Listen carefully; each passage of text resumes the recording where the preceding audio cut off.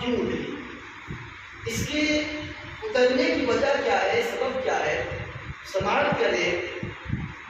کہ جو غزوہ تبوک پیش آیا، جو جنگ ہوئی ہے تبوک کے موقع سے،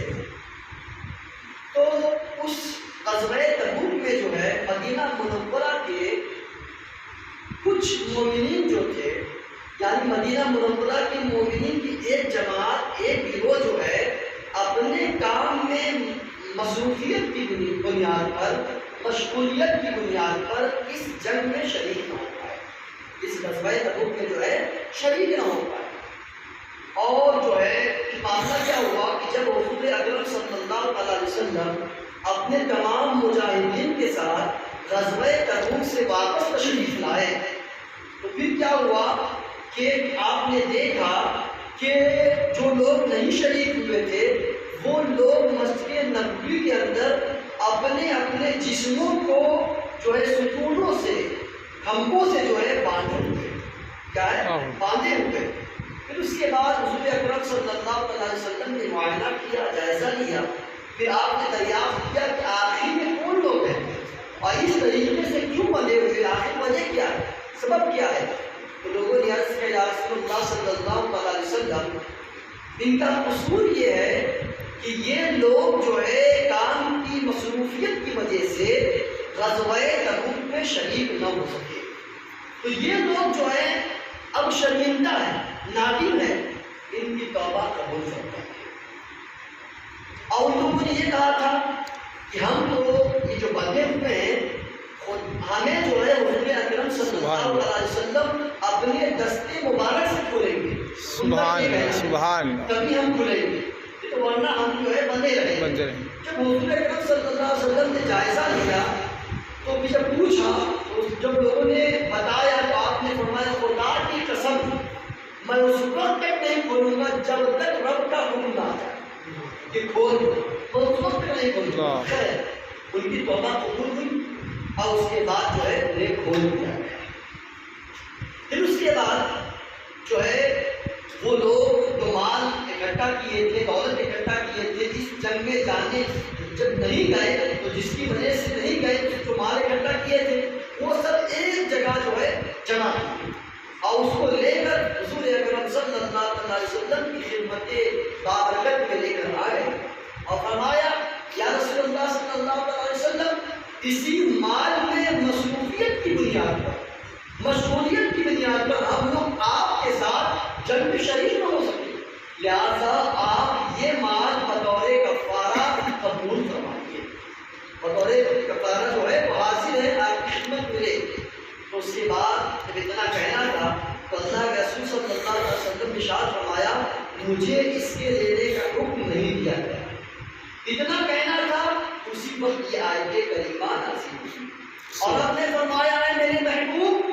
ان کے مال سے صدقہ وصول کر لو، ان کے مال جو ہے ان کے مال کو حاصل کر لو، لے لو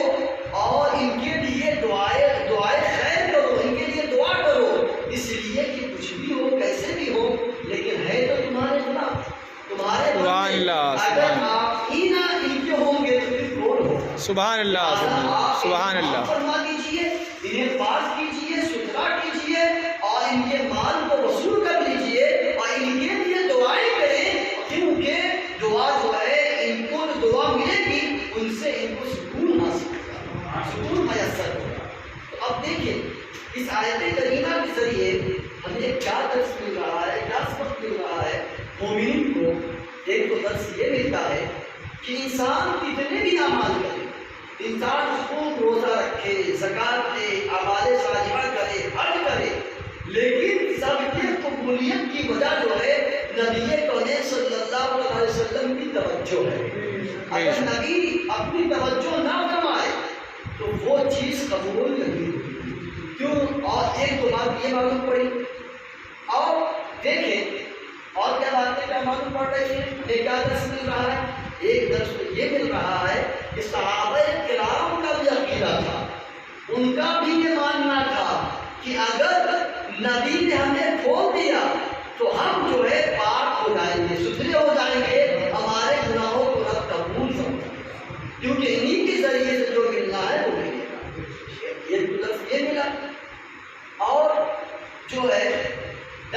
ملا کہ اللہ تبارک و تعالیٰ ایک درس یہ بھی دے رہا ہے اور عبادت اللہ جاری ہے، یعنی اللہ کی عبادت بھی جاری ہے، اور اللہ تبارک و تعالیٰ اپنے محبوب سے فرماتا ہے اے میرے محبوب تم دعا کرو گے، کسی کے لیے مانگو گے، میری بارگاہ میں رہو گے تو میں اسے رد نہیں فرماؤں گا، لہٰذا مانگو اتنا صلاتک کہ بے شک تمہاری دعا ان کے دلوں کا سکون ہے، ان کے دلوں کا سکون ہے۔ تو پتہ چلا رب تبارک و تعالیٰ ان کے لیے دعا کے لیے حکم دے رہا ہے، ان کے لیے مانو گے تو ہم عطا کریں گے، ہم کیا ہے عطا کریں۔ لیکن آپ اس طرح یہ بھی غور کریں کہ جو صدقہ ہے وہ خدا کی عبادت ہے، صدقہ کیا ہے خدا کی عبادت ہے، لیکن رب بغیر محبوب کے وسیلے جو ہے اسے بھی قبول نہیں فرماتا، ہمارا اے محبوب قبول کر لے اور پھر ان کے لیے دعا کرے۔ تو ان تمام چیزوں کے ذریعے ہمیں درس ملا کہ جو کچھ ہمیں ملے گا سب نبی کے ذریعے ہی ملے گا، اسی آیت کریمہ کے ذریعے پورا واضح جو ہے ہو رہا ہے۔ اور پھر یہ دیکھیں کہ حدیث شریف ہے کہ اللہ کے رسول صلی اللہ علیہ وسلم ارشاد فرماتے ہیں کہ ہر جمعہ اور ہر دوشنبہ کو جو ہے تمہارے اعمال نامۂ اعمال میری بارگاہ میں پیش ہوتے ہیں، میری بارگاہ میں آتے ہیں، اور اس کے بعد تمہارے گناہوں کی میں بخشش کرتا ہوں، تمہارے گناہوں کو معاف فرما دیتا ہوں، تمہارے گناہوں کو درگزر کر دیتا ہوں۔ پتہ چلا آج بھی اگر ہم نماز پڑھے، چاہے روزہ رکھے، زکات دے، اعمال صالحہ کرے، حج کرے، وہ کوئی بھی اعمال ہو کسی بھی شکل میں ہو، بغیر نبی کی بارگاہ کے حاضری لیے ہوئے قبول نہیں ہو سکتا، بغیر نبی کی بارگاہ کے